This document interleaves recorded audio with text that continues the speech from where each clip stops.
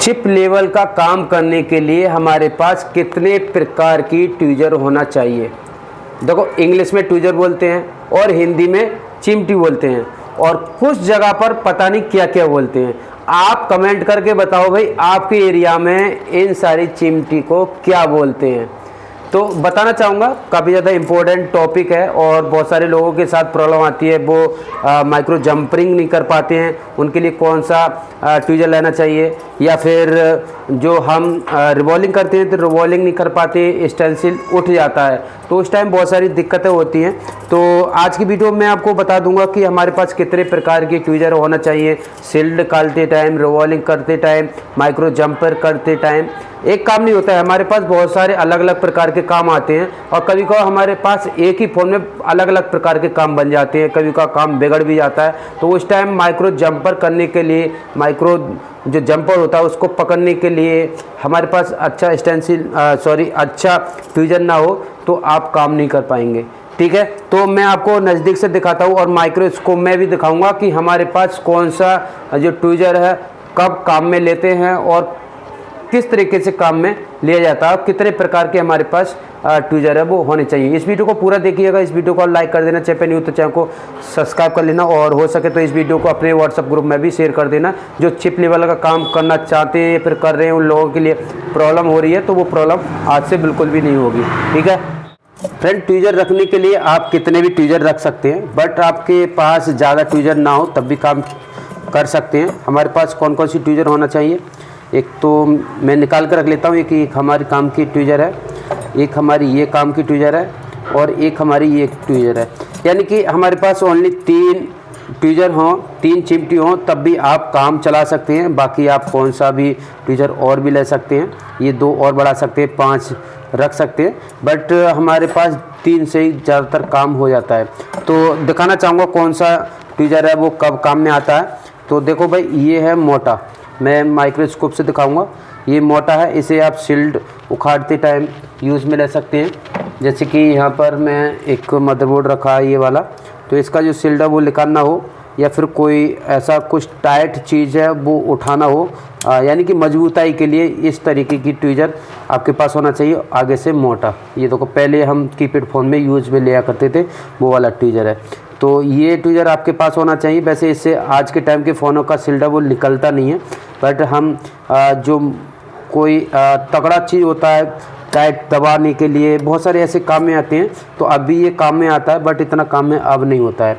और ये ट्यूजर है वो हमारा माइक्रो जंपर करने के लिए, माइक्रो कंपोनेंट उठाने के लिए। बहुत बगल में ये 3 कंपोनेंट लगे हैं, इनमें से एक कंपोनेंट को उठाना हो, मैं माइक्रोस्कोप में दिखाऊंगा, तो उस टाइम आपको ये ट्यूजर लेना चाहिए। मैं प्राइस भी बताऊंगा। और ये वाला ट्यूजर है बैंड वाला, इससे आप ज़्यादा कुछ काम नहीं कर सकते हैं। इससे आप ज़्यादातर जो आईसी रिवॉल्विंग के टाइम पर यूज में ले सकते हैं, इस तरीके से पकड़ने के लिए। इस तरीके से ये परफेक्ट पकड़ लेता है और इससे आप आईसी भी उठा सकते हैं इस तरीके से, बट आईसी उठाने में मज़ा नहीं आता। इसे सिर्फ आप रिवॉल्विंग के टाइम ही ले सकते हैं और ये अच्छा ट्यूजर है। ठीक है, तो अब मैं आपको ब्रांड दिखा देता हूँ, उसके बाद प्राइस बता देता हूँ, उसके बाद इसकी जो आगे का सिरा, आगे का जो नॉच है कितना पतला है, किस तरीके से काम में लेते हैं वो दिखा देता हूँ। तो सबसे पहले आप यहाँ से स्टार्ट कर लेते हैं। तो ये एक सस्ता ट्यूजर है, JYD करके आता है, और इससे भी सस्ता मिल सकता है या फिर इससे भी महंगा मिल सकता है और इससे भी अच्छा ब्रांड भी मिल सकता है। तो ये मार्केट प्राइस 60 रुपये से 50-60 रुपये का स्टार्ट हो जाता है। 50-60 रुपये में ये स्टील का ट्यूजर है, ये मिल जाएगा, तो इसे आप ले सकते हैं। और उसके बाद ये ट्यूजर आता है रिलायप का जो मॉडल है वो यहाँ पर देख सकते हैं, RT 14SE करके है। मैं थोड़ा सा क्लीन कर लेता हूँ, उसके बाद आपको दिखाई दे जाएगा।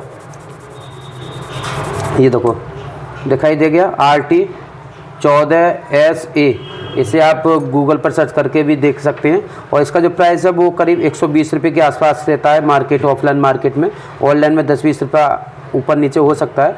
तो ये एक ट्यूजर आपके पास होना चाहिए। और ये वाला ट्यूजर TUL का है, इस पर मॉडल नंबर तो शायद कुछ भी नहीं दे रखा है, बट ये रिलायप में भी मिल जाएगा। और रिलायप का ये वाला था बट इसका जो आगे का सिरा है वो ख़राब हो गया है। तो इसका जो मॉडल नंबर है वो दिखाना चाहूँगा। आप ये रिलायब के भी ले सकते हैं दोनों ट्यूजर को। ये RT14A है और ये RT14S है, ये बैंड वाला। ये दो आपके पास ट्यूजर होना चाहिए, रिलायब में ही ले सकते हैं। बाकी आप ट्यूजर TUL का भी ले सकते हैं। ये थोड़ा सा महंगा हो जाता है, 200 रुपये के आसपास चला जाता है और ये 120 रुपये के आसपास चला जाता है। 150 से 120 के आसपास रहेगा, 150 तक मैक्सिमम जाएगा। तो ये दोनों ब्रांड में भी ले सकते हैं। ये दोनों एक ही हैं, बट ये आगे से ख़राब हो गया है तो मोटा हो गया है। बाकी आप नया लेंगे तो इतना पतला होगा। बाकी जितना ही महंगा लेते चले जाओगे उतना ही अच्छा आपको ट्यूजर मिलता रहेगा। ठीक है, अब मैं माइक्रोस्कोप में इसकी जो आगे का सिरा है वो दिखा देता हूँ, और कंपोनेंट पकड़ने का भी और माइक्रो जंपर पकड़ने का भी वो दिखा देता हूँ इसका। ठीक है, तो देखते रहिए वीडियो को, और वीडियो को लाइक कर दो भाई, चैनल को सब्सक्राइब कर लो। आप लोग पता नहीं क्या कर रहे हो, वीडियो को लाइक भी नहीं करते और चैनल को सब्सक्राइब भी नहीं कर रहे, खाली ऐसे ही देख कर चले जाते हैं। ठीक है, तो माइक्रोस्कोप में आपको दिखाता हूँ। तो यहाँ पर आप ध्यान से देखिएगा, मैं यहाँ पर ट्यूजर दिखाता हूँ। ये देखो सस्ता वाला जो 60 रुपये का मैं बता रहा था, ये इस तरीके का ट्यूजर होता है, थोड़ा सा मोटा होता है और इससे आप कंपोनेंट नहीं उठा सकते।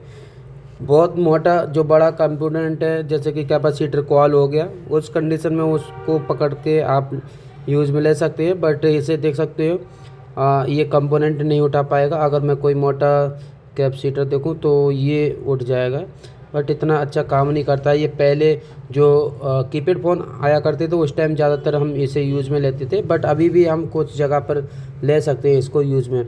अब मैं आपको दिखाता हूँ, ये TUL का था। ये माइक्रो जंपरिंग और माइक्रो कंपोनेंट उठाने के काम में आता है, IC को उठाने के काम में आता है। ये एक इम्पोर्टेंट ट्यूजर है जो कि आप देख सकते हैं कितना छोटा कंपोनेंट के बीच में ये 3 कैपेसिटर लगे हैं, जिसमें आप एक कैपेसिटर को जो कि बीच वाले को आप आसानी से इससे उठा सकते हैं। ये वाला आपके पास ट्यूजर होना है तो होना ही चाहिए। सबसे ज़्यादा यूज़ में यही आता है, आपको IC उठाना हो, लगाना हो, पकड़ के रखना हो, कोई कंपोनेंट उठाना हो, बट इससे आप शील्ड नहीं काट सकते। इसकी जो नोच होती है बहुत पतली होती है, इससे कुछ हार्ड काम नहीं कर सकते हैं, इससे पतला ही काम कर सकते हैं। माइक्रो जंपरिंग करना हो, माइक्रो जंपर पकड़ना हो तो उस टाइम ये काम में आएगा। ये देखो कितना पतला ट्यूजर है जो कि आईफोन में भी काम में आता है, और आईफोन के लिए तो एक स्पेशली ट्यूजर लेना चाहिए वैसे तो, बट काम कर सकते हैं। ये बैंड वाला ट्यूजर है, इससे आप ज़्यादा कुछ नहीं कर सकते हैं। इससे अगर आप कोई कंपोनेंट उठाना चाहेंगे उठा सकते हैं, बट मज़ा नहीं आता है। अगर आप इस तरीके से उठाते तब भी आपको अजीब सा लगेगा। अगर आप बात करें IC उठाने का तो इससे IC उठा सकते हैं, बट मज़ा नहीं आता। इससे सिर्फ बैंड वाले जो ट्यूजर है उससे आप IC रिवॉल्विंग में ही ले सकते हैं। ये इस तरीके से भी उठाते हैं तब भी खास अच्छा काम नहीं करता है। इसके लिए तो सिर्फ आप जो IC रिवॉल्विंग कर रहे हैं उस टाइम IC पकड़ने के काम में बहुत ज़्यादा अच्छा लगता है, बहुत अच्छा काम करता है। और ये ट्यूजर आपके लिए आपके पास होना ही चाहिए। अगर आप IC का काम कर रहे हैं, IC रिवॉल्विंग करते हैं, निकालते हैं, लगाते हैं, तो उस टाइम आपको ये ये ट्यूजर होना ही चाहिए। ठीक है, तो ये 3 ट्यूजर होना चाहिए। बाकी आप कितने भी रख सकते हैं काम में, तो आपके ये 3 ही ट्यूजर आने वाली हैं। ये देखो मैं एक बार तीनों का आगे का सिरा दिखा देता हूँ, नॉच दिखा देता हूँ। ये देखो कितना पतला है, तीनों के तीनों बहुत पतले ट्यूजर हैं। आप और भी रख सकते हैं अपने काम के हिसाब से, आप कौन सा काम कर रहे हैं। तो ये 2 और है मेरे पास, बट इनकी कोई ज़्यादा ज़रूरत नहीं है। तो ये वीडियो आपको कैसा लगा कमेंट करके जरूर बताना। तो आज के लिए इतना ही, मिलते हैं नेक्स्ट वीडियो में। Thank for watching.